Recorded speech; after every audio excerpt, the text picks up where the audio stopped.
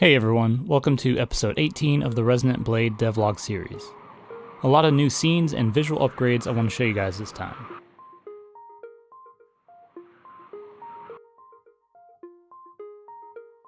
The latest scene that I added or reworked in this case is the title screen.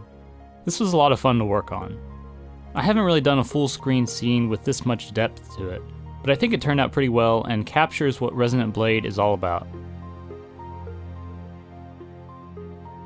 I created this drawing in Sprite using way too many layers to keep track of, but it worked out in the end. I also had to export some pieces individually so that I could animate them or add a parallax effect in-game.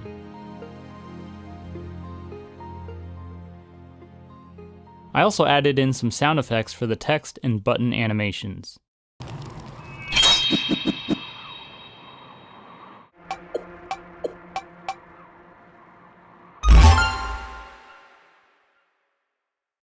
Instead of just fading in from a black screen, I decided to make a scrolling parallax effect while the screen opens up. When the title flies in, the vignette and player shadow disappears, showing the scene in its entirety.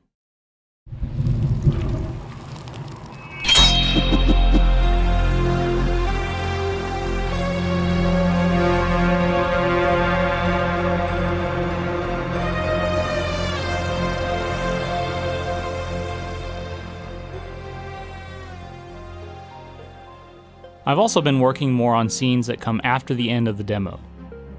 There's a new area in Ionia City inside the Citadel. You can take the elevator there to the second floor where the Delta Force headquarters is located.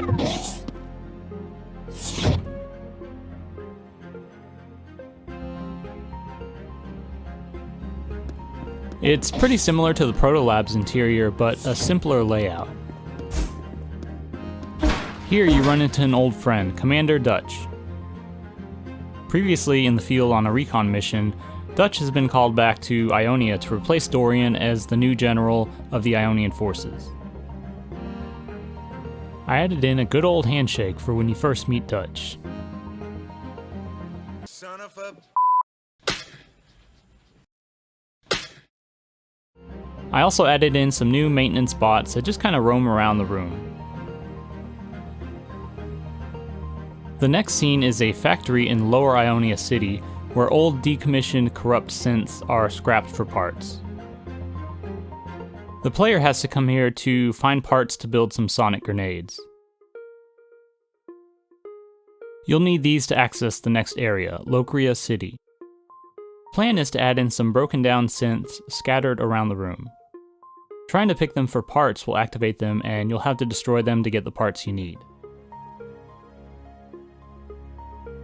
After using the sonic grenades to access the subway tunnels, the player will come out in Locria City. This scene connects back over to Locria City, which I made a while back.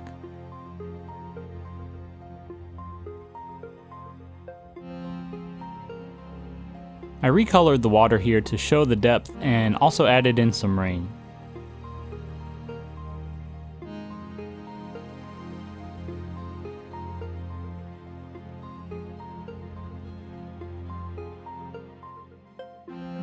I also started working on another scene with a boss fight on a train.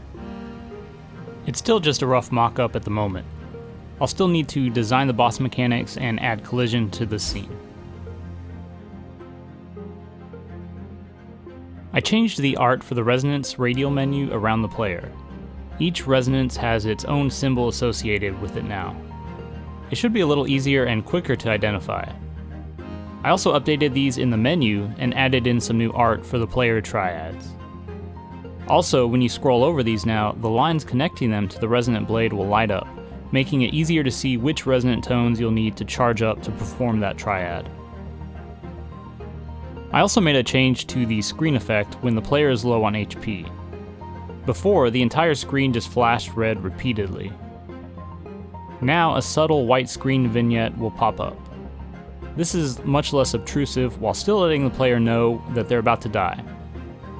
Also, when the player takes damage more than 20% of their max HP in one hit, a black vignette will pop up briefly, adding in a little more impact.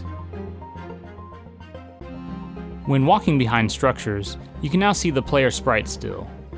Instead of making a shader that outlines the player through the building, I just faded out the structure's alpha instead. Alright, that's it for this episode. Some of these updates were done a while back, but I hadn't gotten to them in the devlogs. Thanks for watching everyone, and I'll see you next time.